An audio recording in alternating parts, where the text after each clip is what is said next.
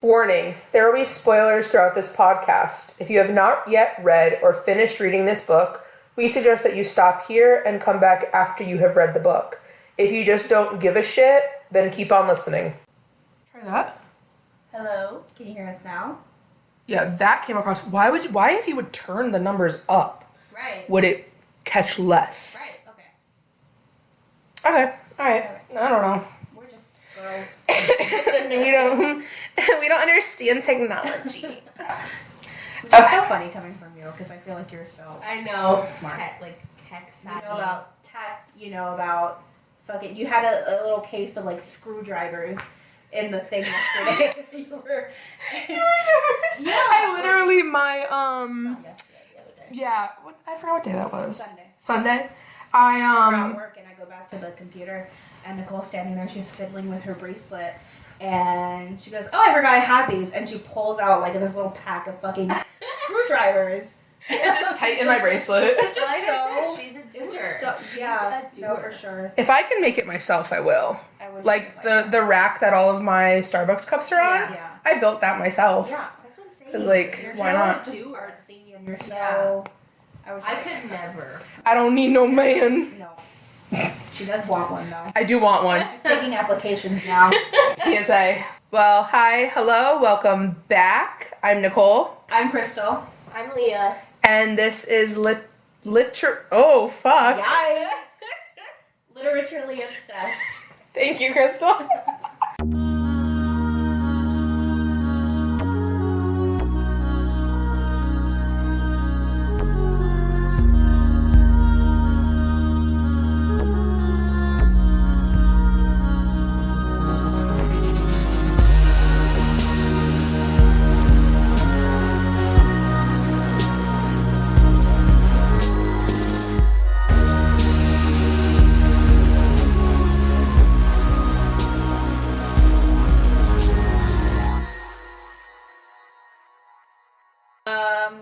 So Mara's not here with us today. No, she's not. She's got this thing called a job. Yeah, she had to go that to she it. had to prioritize above her best friends. Right. She doesn't love us. It's fine. We get it, Mara. No, we understand. Well, I know we already talked about this, but I wanted to talk about it, so it's on here too. Uh-huh. The fact that there's like 3 whole books that come before this series. Oh yeah. That-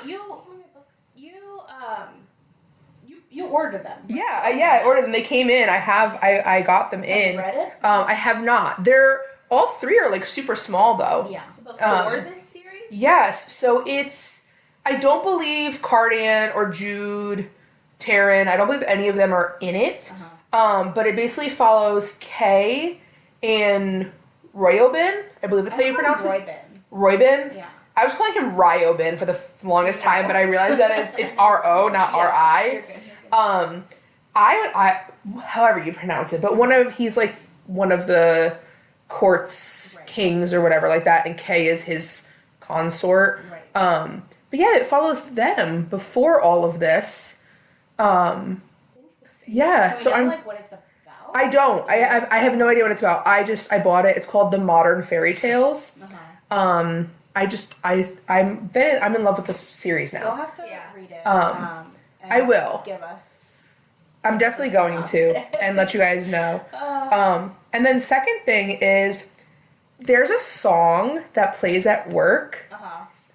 that just reminds me of this whole series. What's the song? I forgot to look up what the name of it was. But like one of the lines in it literally says, "I'm a king under your control."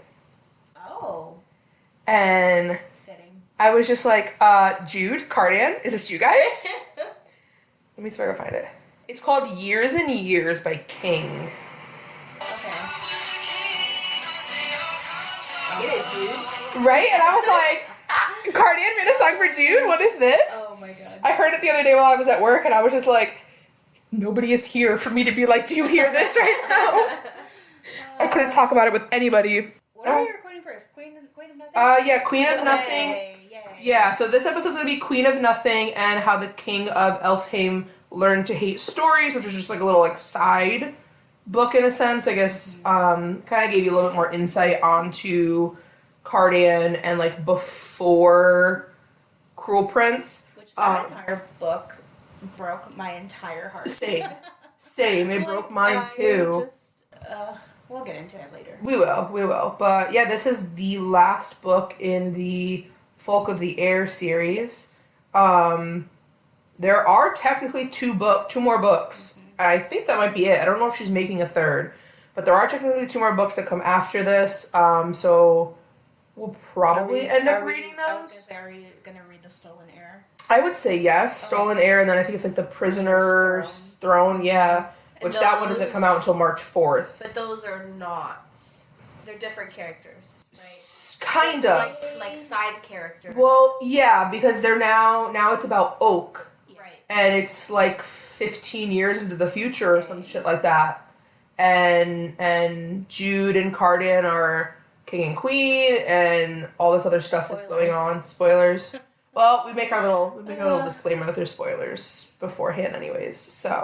So this book is 300 pages and it was first published November 19th of 2019. Holy crap. I know, right?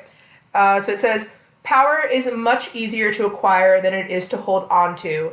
Jude learned this lesson when she released her control over the wicked king, Cardian, in exchange for immeasurable power. Now, as the exiled mortal queen of Fairy, Jude is powerless and left reeling from Cardian's betrayal. She bides her time, determined to reclaim everything he took from her. Opportunity arrives in the form of her twin sister, Taryn, whose life is in peril. Jude must risk venturing back into the treacherous Fairy court and confronting her lingering feelings for Cardian if she wishes to save her sister. But Elfheim is not as she left it. War is brewing, and when a powerful curse is unleashed, panic spreads throughout the land, and Jude is forced to choose between her ambition and her humanity. Do we want to go ahead and do our ratings and thoughts real quick? Yeah. Yeah, you want to go first? Me? Yeah. Okay. I rated this book a 5. I absolutely loved it. Rightfully so. I know that a lot of people don't, but I love political world building. Me too. Right. There's a tiny, tiny drop of romance in here. It's definitely not a romance book in the slightest. I don't think people, because I've been seeing this series recommended a lot on TikTok as like a romantasy. It's not. Definitely not. It's not at all. It is all about Jude and her rise to power. Yes. And there's just a little bit of some stuff, romance sprinkled in Right. there. And I wouldn't even call it romance because like they literally talk. It's like the briefest mention of like we started kissing, and then it's just meant for the reader to kind of interpret. This is what happened afterwards. Right. Like there's nothing. Even though it was like very highly political, I still thought it was pretty romantic. The pieces that we get. No. Oh yeah. I really thought it was like there were so few and far in between that it was like satisfying to read. It was like you were getting a little treat. Yes. You know? Right. Yes. Right. Like, and I know Mara's like big gripe about the book was that there wasn't enough romance in it for her, but for me it was just like so satisfying every time we got like a little glimpse of the romance. Oh yeah. And I feel like to me too this type of a book, this type of fantasy aspect is such a quick read for me because there is always so much going on when it comes to like the political side of things. And I will also just want to really throw this in there before I'm done with my little thoughts on it. I was fucking right.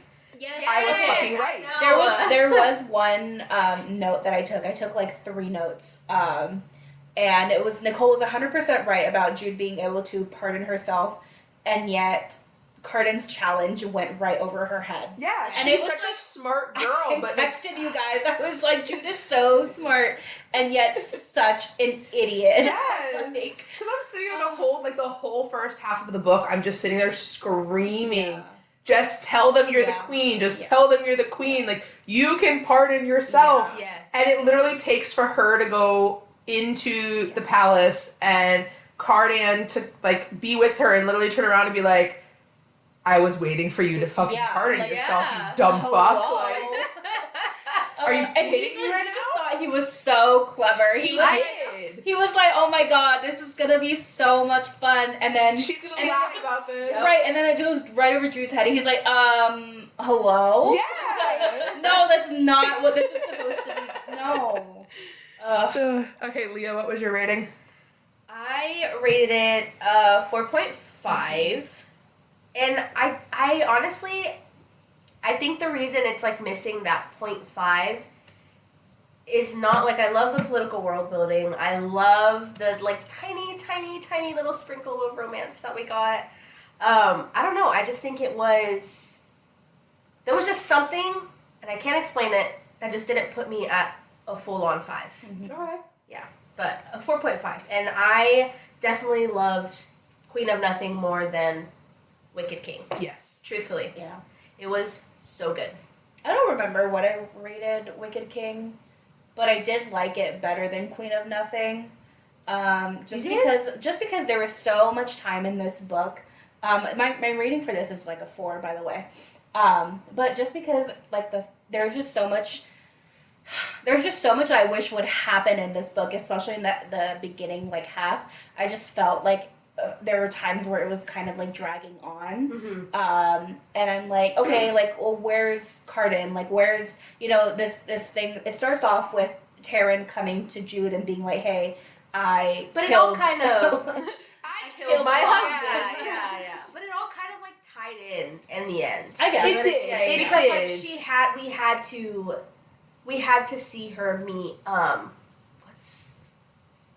what's the name of the creature that's like the one that she goes to fight in the beginning? Yes, Grandma Mog? Yes, Grandma Mog. Like, she had to meet... Oh, yeah, we had to have that so that she could come back in later in the story. And that wouldn't have happened if she wasn't. And I also loved how her relationship between her sisters, like, kind of just grew. Mm-hmm. Yeah. I love the fact that Taryn had a redemption arc in this book. Right. I love the fact that she turned around and realized what she did wrong to Jude in the past 2 books. Yeah.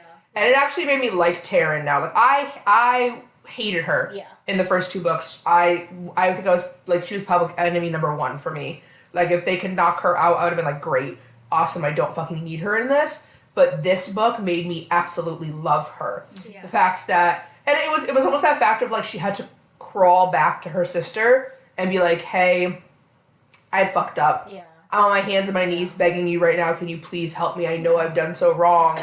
And it also just showed how much of a strong person Jude is. Right. To be able to realize, hey, my sister did all this shitty stuff to me, but you know what?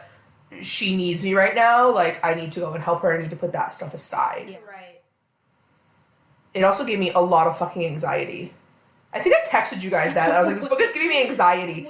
In the beginning, when she, like... Well, she was pretending to be Taryn. And, like, she's with Oriana and Matic. Hilarious. Yeah. I thought it was so funny. It was kind of funny, but it was funny. giving me a little bit of anxiety because it's like, wait, do they know that she's not Taryn, or do they not know? All I kept thinking was, like, she's gonna fuck up. She's gonna say something wrong. Right. She's gonna do something that Taryn wouldn't do, and Maddox gonna be like, oh, you're not who you say you are. There's a really great scene in Inglourious Bastards where, like, one of the guys is, like, undercover, and he's pretending to be, like, a German man or something, and he holds up the number 3.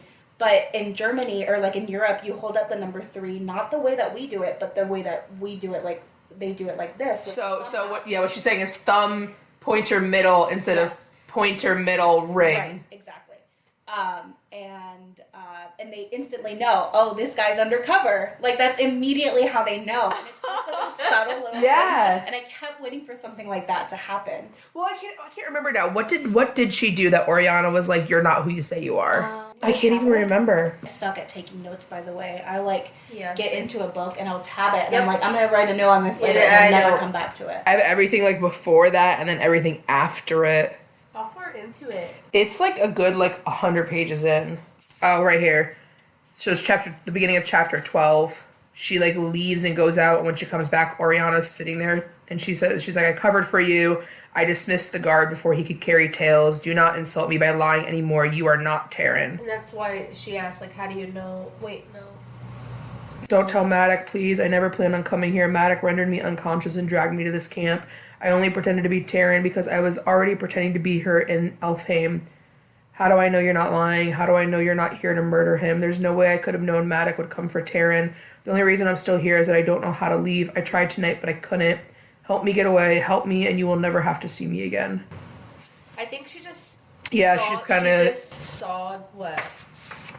Jude sneaking out, right? Mm-hmm. She, like, witnessed her sneaking out of the camp. Yeah. To go see... To go try and leave. Yeah. So she could, yeah. But then she ran into... That's whenever she discovered the ghosts, right? Mm-hmm. Which that was... I was like... My thing... Well, the first thing I wrote was... what do you mean true name? Do we know anybody's true name in this book? Yeah. Because his real name is fucking like Garrett or some fucking shit like that. Yeah. Do we know anybody's real name? Because apparently if you know their real name, you can use it again. You have like a power over them. Yeah. So do we not know anybody's true name in this book? Like that kind of really confused me, especially coming like third book in page 105. It literally made me stop and think for a second, like, is Locke's name real? Is Cardan's name his real, like, you know what I mean? Are any of them their real names? Right. And then the other thing that said to me too was like, where did it go? What the fuck? All you had to do was leave, and now you need to save someone. Oh. Like, bitch, you had this it was all set for you to leave. I know. All you had to do was turn around and walk the fuck out of this woods, but you had to go back and try and save the ghost. Yeah. You just had to do it. Like, he fucking set you up. After all he did. And you're just like, let me save him. No, bitch. And then he wasn't even there anyways. You ended up running into Maddox in that cave and literally almost died.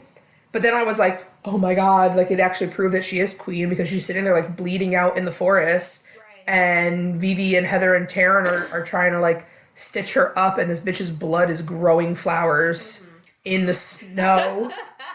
And I'm just like, holy shit, she is queen. Like, she is. I still, like, even though we've already finished, like, you know, we went through all 3 books, I still cannot get a grip on Maddox. No. I cannot. I still don't know. I don't know whether I have somewhat of a like for him, but then at the same time, he's so cruel. Mm-hmm. There are times in this book where I am like,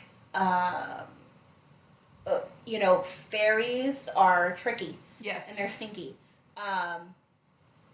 One of the other notes that I wrote down, I don't know if we're skipping around way too much, but not really. We're still kind of going in a decent order. Well, first of all, let's talk about Vivi. But like in the beginning of the book, like, it just seems like Jude is more concerned about what's happening in Fairy than like Vivi is. And it's crazy to me, like I know you and I talked about this, but like Vivi knows about this world. It's like imagine something going on in like your home country. Right. And like, you know, like there's like a war happening or something in your home country, and you are back in like your other country where you live, and you just don't care about what's going on, even though like you grew up there, you presumably have friends there, you know, like, and for Vivi to just not give a shit, like, that's crazy to me. But I think it's one of those things where Vivi never saw Elfheim as home. Ever.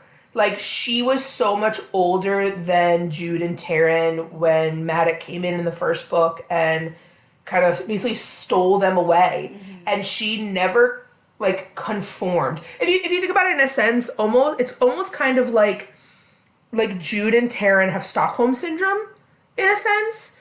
Yeah, do they remember little bits about their previous life? Absolutely. But they were brought up in this world of fairy from such a young age that it's all they really know. So they had to conform to being there. They had to really like it to make it seem like they weren't gonna get in trouble, in a sense, for being there. Whereas Vivi had come from there. the people of that area were not going to do anything to Vivi because she wasn't quote unquote different like Jude and Taryn were. So she could give two flying fucks.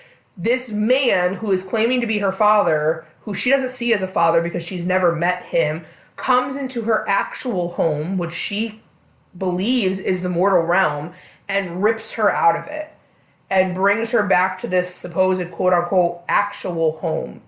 So she's had so much resentment towards Maddox and towards Elfhame her entire life. Because to her, that's not home. Home is the mortal world.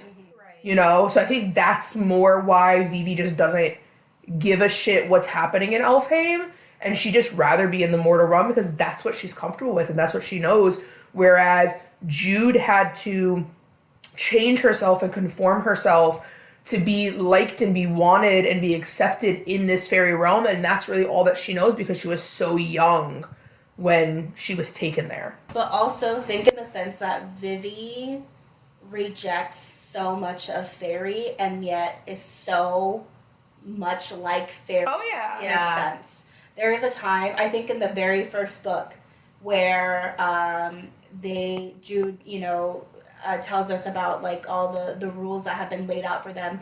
One of them is to never make a bargain with a fairy. And what does she do to Heather? She makes a bargain with Heather. And I think that's so fucked up. Yeah, I think she's so out of touch. Yes, So, out of touch for sure. Yeah. She's very naive. Yes. Very naive. For sure. Because also too when everything was going on with Heather and Heather was like, he was, she's coming over, she's coming back home, and Jude walks up to the house and Heather's like sitting on the porch and she's like, I just can't bring myself to knock on the door. I only came over here to talk and like officially end things type of thing. Which I think they gave her a little bit of a redemption at the end of this book. Yes. Because she she comes to, at least from what I've seen, she actually shows that she does know what's going on. She does understand the severity of it. Yes. And I don't know, I feel like that. And they also kind of gave gave her a little bit more like, okay, like at least you're not playing stupid. Yeah. And you're not just like. And they also kind of fixed things with Heather a little bit, whereas most of her memories all of her memories are gone of what happened before, and she had to meet Vivi again for the first time and actually fall in love with her, with Vivi being honest with everything. Right. So, I mean, maybe you might see a little bit of it, hopefully, in Stolen Air, Heather and Vivi coming back, because, I mean, the way this one ended right now, too, Maddox is now in the mortal world. Him, Oriana, and Oak. Oak went back because he wants to be with his parents. Mm-hmm. Yeah. So, I mean, Vivi made a comment of, it's going to be funny to show Dad how to use a cell phone. How is that going to work? Your father stabbed you. And, you guys are just going to continuously... Well, that's what I'm saying. Go it's just back. so easy for them to forget. Yeah. And maybe it's a fairy trait. I don't know. We're human. We can't. But maybe we should get a fairy on the podcast and ask. Any fairies that want to be on the podcast, please reach out. I don't understand. He almost killed your sister. She was literally bleeding out. Mm-hmm. Stored in her side. Yes. And, he's going to come live with you in the mortal realm, obviously, because he got banished. And you're still going to try to, be a family? I don't understand that at all. That concept is so... They've done a lot of terrible things to each other, and yet somehow are still a family. Right. You take the concept of how they first came to be a family, where, Maddox, fucking slaughtered their parents. Right. Right. And just kidnapped them. It was okay, well, I guess I'll raise you now. Yeah. I guess you're my problem. Yeah. Let's move on from this. Yeah. That's just crazy to me. It is. There's some things you cannot come back from. But again, we're not fairies. Yeah. True. So I also love the fact that it really showed how much Cardan truly cares for her. He actually cares for her. I tabbed something. was so obsessed with this new cardigan that we got. Yes. So the first time we see him, he's like wearing fucking like armor, isn't he? Not like armor, but like he's wearing like some kind of like spy suit. Oh yeah. Right? And it's funny because he's like, oh, like, okay, let's go play spy. Yeah. Like, Yes. That's in his mind, like it's something new and exciting. Yeah. Like, and you see a little bit of that, like, at the very end of the book where like he's in the mortal realm, and like you get to see just like the silliness, and I think it's touching. Well, the one thing that got me was page 159. It says, Cardan gazes at a rose bush with petals so black and glossy they look like patent leather. It was terrifying, he says, watching you fall. I mean, you're generally terrifying, but I am unused to fearing for you. And then I was furious. I am not sure I've ever been that angry before. Mortals are fragile, I say. Not you, he says in a way that sounds a little like a lament. You never break. And I literally had to put the book down because there were tears in my eyes. That was one of the times where I've ever considered highlighting something in my book. Yes. Like, 'cause I'm not a person that like likes to like write or like highlight in my books. I would have highlighted that. Mm-hmm. And I came this close. It just It showed. was just so sweet. Yes. Like, this broken boy that grew up like completely like shunned from everything, was told that he was terrible, nobody could ever care for him, like He would never be loved. He would never be Yep. loved. Like, and him just looking up to this human that essentially is supposed to be, beneath him. Yeah. Yeah. And But it ties back. It ties into this the king of how the king of Elfheim learned to hate stories, because this whole book shows you Cardan growing up and all of these things that happen to him. Yep. But also throughout this book, he talks about Jude constantly. Yeah. And I highly believe that he loved her from such an early point on. Yeah. But it was this facade of, I'm the bad prince. Yes. I'm the one everybody's supposed to hate, so I can't show that I love her. Right. Type of thing. I think he also had a little bit of resentment towards her because she kind of represented everything that he would never be. Yeah. Like even though like she was technically adopted by like the man who like slaughtered her parents. I have to stop saying slaughtered. Like her But he parents, did. Yeah. She was still loved, and she grew up and nobody ever made her feel the way that people made Cardan feel. Right. And I think that he resented her a lot for that, even though she's just a human. Yeah. Like they've been taught that like humans are beneath you, and yet here this human is being loved and being raised by people who care about her. Yep. And I think that really fucked with him in some kind of sense. Yeah. Oh, yeah. And then just to find out that she cares for him just as much as he cares for her. Mm-hmm. I feel like that really like jacks with him, like, no, but you're, like what you said, you're everything that everybody's told me I could never be. Right. Yeah. And you love me. Yeah. You know what I mean? Yeah.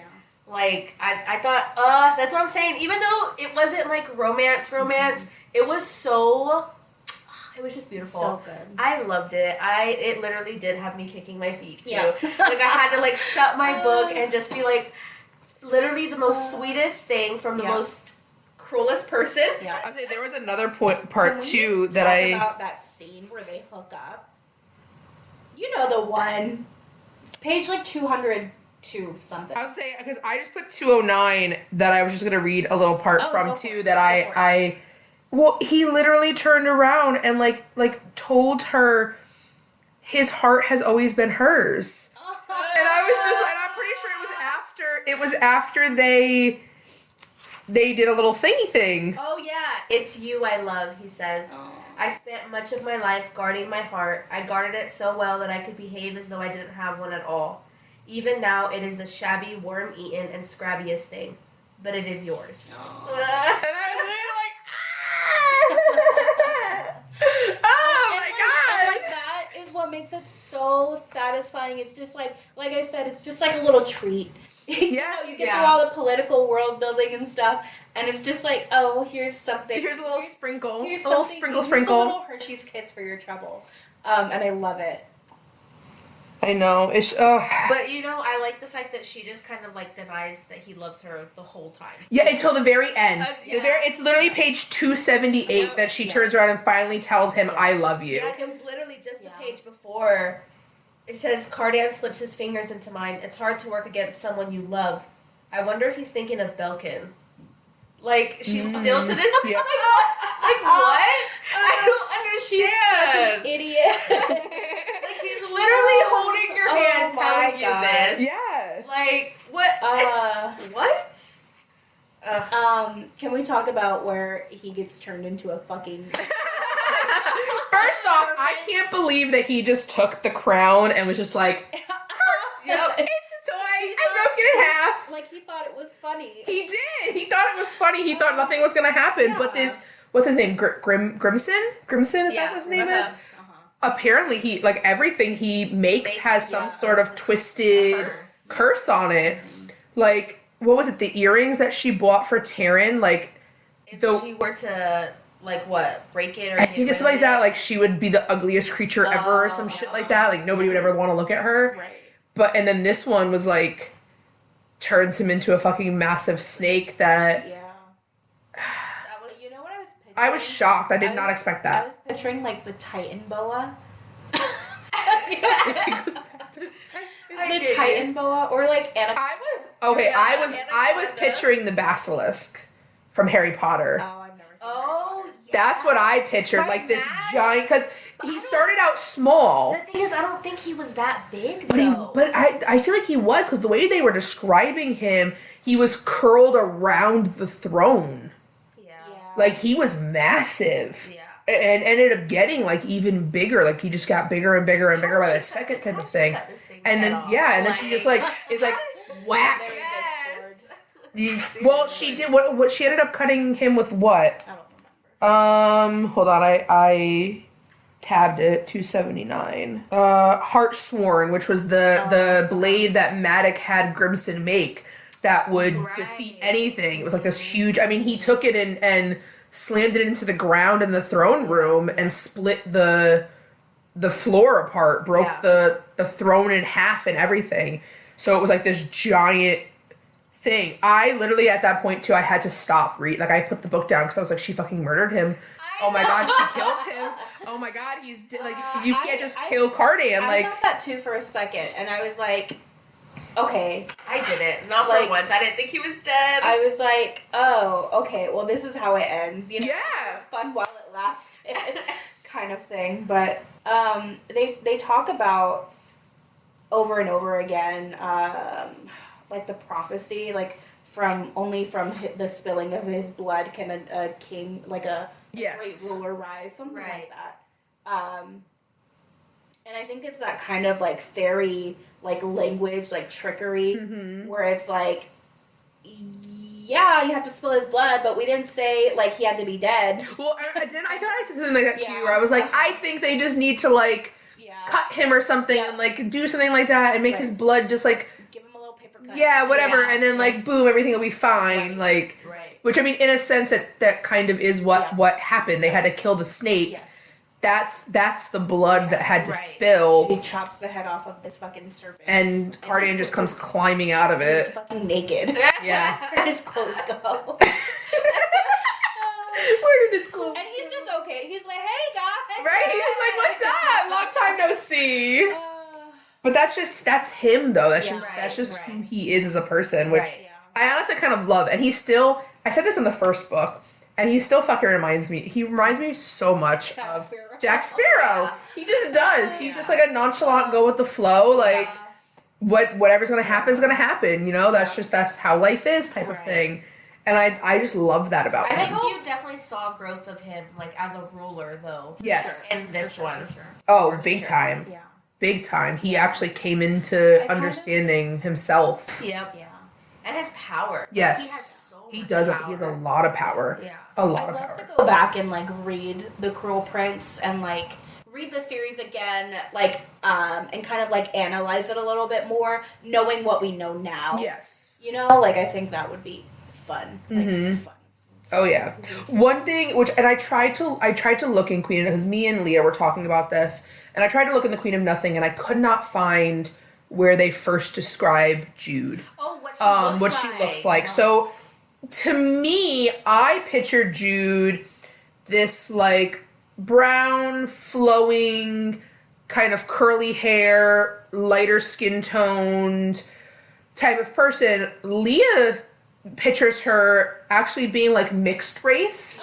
A little bit of a darker skin tone, maybe a little bit of like tighter curled hair. Yes. Okay. But then the other thing that I noticed, and it was page 55 in How the King of Elfheim Learned to Hate Stories.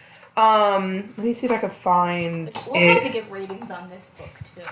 Yes. Oh, this is a straight 5 for me. I think it was a 5. Also, the fact that it's a picture book just makes it 100 times better. So beautiful. It's a fucking picture book. When I bought it, I didn't know it was illustrated. And Yeah. so I got it in the mail and I was opening and flipping through it. I was so excited. So Cardan describes Jude on page 55 of this book, and he says the odd curve of her ear was what he had noticed first.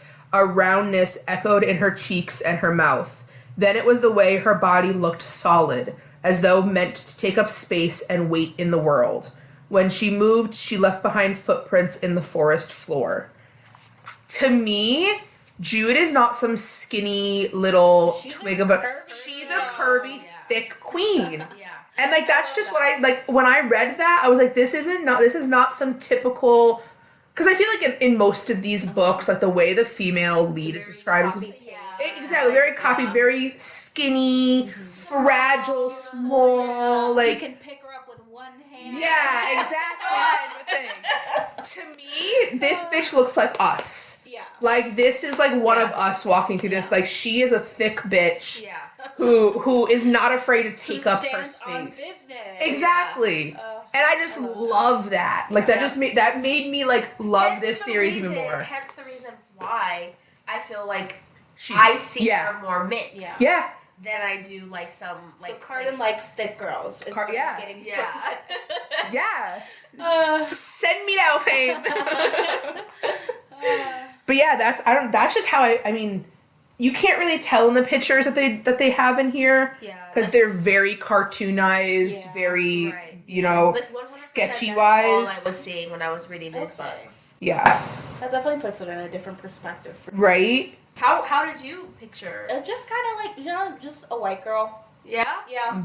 Basic white bitch. I mean, I didn't say that. Just white. FYI, I am the basic white bitch in this group, so I can say that. Listen, I'm an honorary basic white bitch.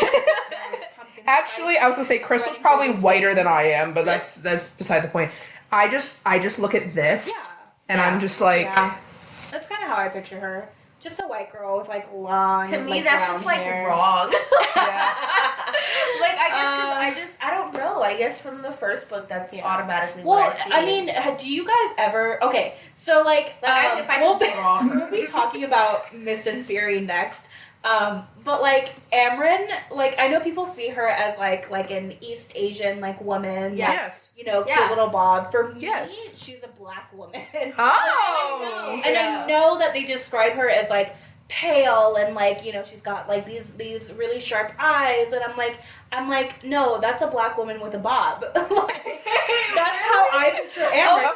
Okay. And I don't care what the description says. Like, that's how I picture her in my head. Yeah. Yeah, I guess when it's you do just have like, something, and you've read the whole series with that right, in your exactly. head. And I can't unsee it now. Yeah, I get you. Okay. I get you. I mean, I get it. Once you get kind of like this image in your head, no matter what people say or what's written, that's what you're gonna see. Yeah, exactly. That's what you're gonna see. Yeah, I just think it's funny how like there will be like clear like descriptions of like people, and yet I'm still like that's wrong. That's wrong. That's not right. That's not right. I want to talk a little bit about Nicasia. Oh, Nicasia. 100% has just been a bitch from the get-go. I mean, I think she's just been a bitch from the get-go because I'm sorry, your mother brings you up here to be kind of like an offering, which, okay, yeah, that sucks for you. Yeah. Get it. But, like, that's the way this world works type of She's thing. like, you're an offering. Like, that's what she was. She was an offering to No problem. Eldred, Get over to it, one of girl. his sons. Or get over it. Get over it. It's fine. You're royalty. To be one of his son's brides, in a sense, to, like, make a deal between the two courts so that they can work together, in a sense. And then she falls in with Cardan and gets into his little group, and the two of them start. One thing I don't understand is, like, they seem like they really loved each other. They did seem like they really loved You each know? other. They Like, did, and then. It makes that all more confusing with what happens with Locke. Well, yeah, because You know? that's my thing. He's That's just a why douchebag. he is a douchebag, Like, and I'm glad that Taryn knocked him off. Like, Yeah. goodbye, good riddance. But also too, like, if Yeah. he is sleeping with the fishes now. If Nicasia was a decent person, she would have never done that to Cardan, no matter how much Locke, quote unquote, tricked her into it. Right. Which I don't even really think he tricked her into it. I feel like she was just like, oh, he wants me too? Great, I'm gonna be with him also. Do you think? Because I don't remember if it was Locke or Nicasia who wanted to kind of like embarrass Cardan almost. It was. Was it Locke I trying to take his think- girl, and he's like, okay, well, you know, Yeah. kind of embarrass. What do you think Nicasia also may have had that in mind? Well, there was something I tabbed in here. Also, don't they get into it like a fist fight? Imagine fighting an actual Cardan and Locke, Yeah. yeah, literally like go at it. But no, I tabbed this on page 121 of how the King of Elfheim learned to hate stories, and I literally wrote, Nicasia wanted revenge on Jude and Taryn and just made Cardan go along with it.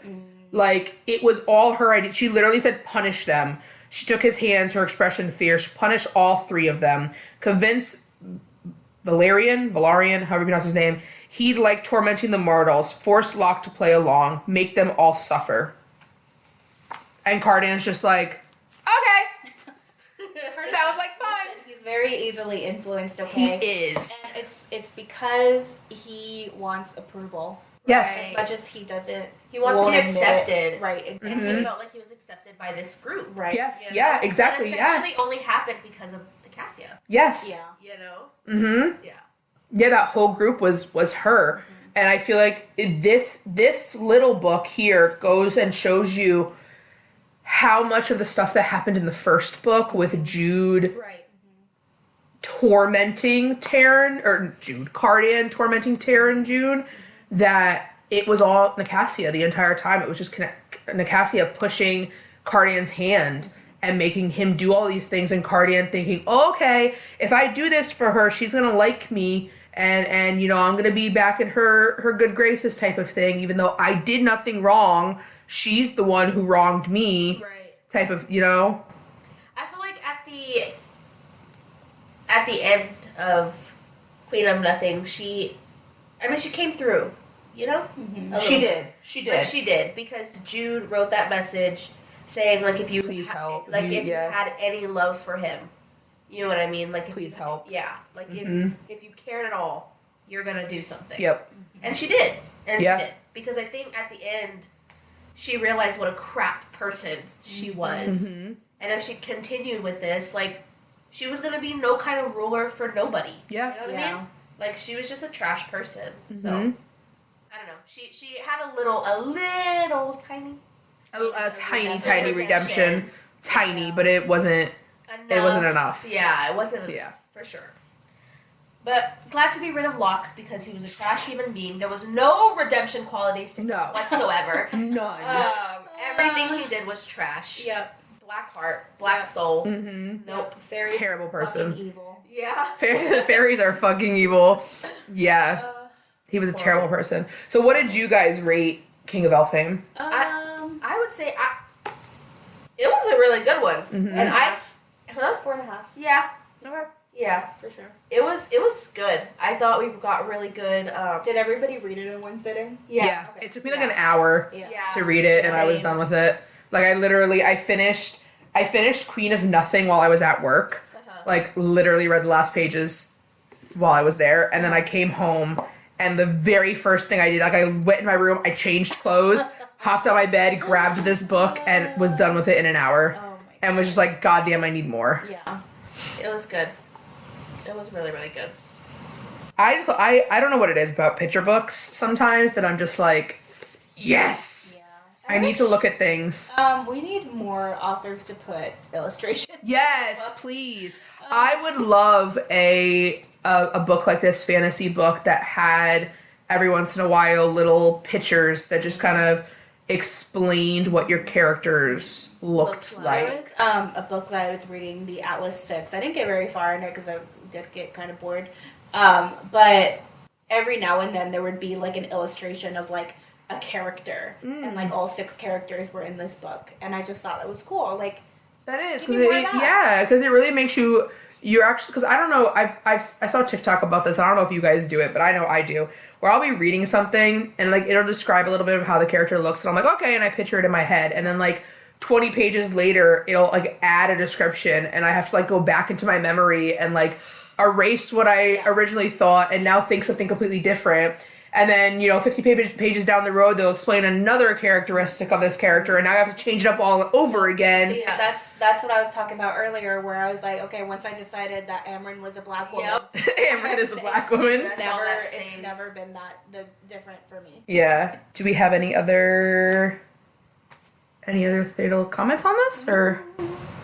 I love this series. Me It was too. a really good series. It was a really good series. I think it's definitely worth the hype, but don't go into it expecting Romance. Yeah, romance. no. That's what I've seen people like on TikTok being like, "Oh, I DNF'd it. It was so boring." Blah blah blah. I don't think it's boring at all. It's not boring. I will you do have to be a certain kind of reader. Yes. To like enjoy it. I was gonna say that, and then I also will say I feel like, and I did say I really don't like when series do this, but I will put it aside because of how good book 2 and 3 were. Uh-huh.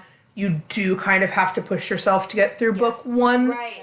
Book 1 does drag a little, but once you get to book 2 and book 3, it 100% makes up for it. Right. I don't think I've ever read a political fantasy like this before. So the first one was a little dragging for me, and I was like, I'm gonna hate this series. I know I'm gonna hate it, but the ending of the first book really got me. Yeah. And then the second one was even better, and the third one sold me. Like, I'm obsessed with this book.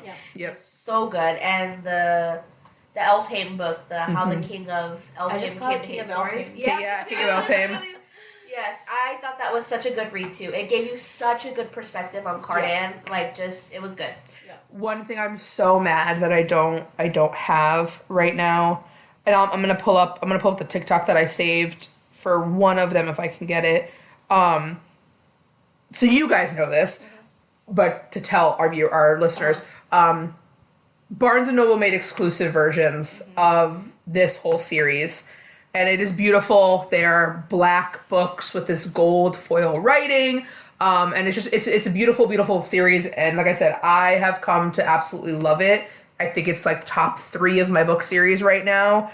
If you know anything about Nicole, she's a completionist and a collector. Yep. If she sees it, she needs it. 100%. She wants it, she's got it. Yeah. 100%. So I went and I found the Barnes & Noble exclusives on eBay from a seller. And one of the things that I was so excited to get was in the Barnes & Noble exclusive of Queen of Nothing, in the back there are Cardan's letters to Jude, which that's what we didn't touch on.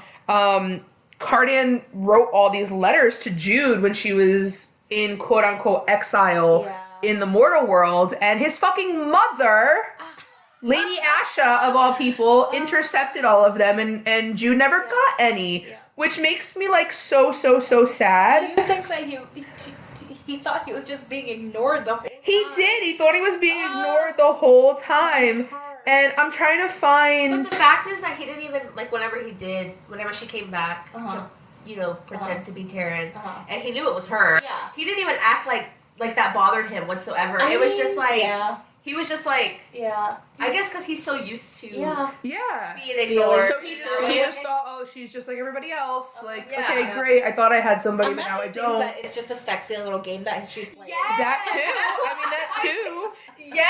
But I was so excited to bring that book, so I was really hoping it was going to be here by now. That's a whole other story that we won't even get into. But I just wanted to bring that so we could read Cardian's letters. On, like, online. Well, I found one on TikTok, and it literally broke my heart. And it literally says, "Jude, you are in no mood for games. Very well. I am in no mood for them either. Let me write it outright. You are pardoned. I revoke your banishment. I rescind my words. Come home. Come home and shout at me. Come home and fight with me. Come home and break my heart if you must. Just come home." Oh my god. And I was like, oh my god. Oh my god. Like, just rip my heart out. Inappropriate to say, but we're also all menstruating right now. We are. And so, I don't know. It's just like, It just makes me want to cry. Emotions are heightened. Very heightened. Just, Oh, I love that though. Right? Oh, It's my gosh, just- that's beautiful. I want a man like that. yeah. Write me letters. Tell me how much you miss me and love me. I'm so lonely.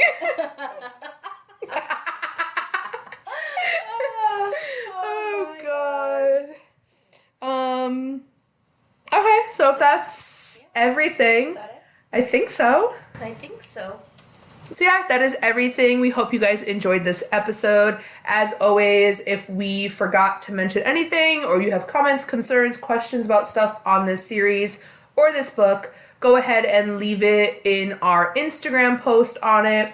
I mentioned it last time, I'm going to mention it again, and the link will be down below. We did start a Discord server so that we can kind of talk a little bit more in real time with you guys. So go ahead, head over there and join that. We have a whole bunch of different channels right now opened of recommendations and different types of things that you could talk about over there. Follow us here, subscribe to the podcast, rate, review, please. We would highly, highly, highly appreciate it. And yeah, I believe that's everything. We will see you guys in 2 weeks. Bye. Bye.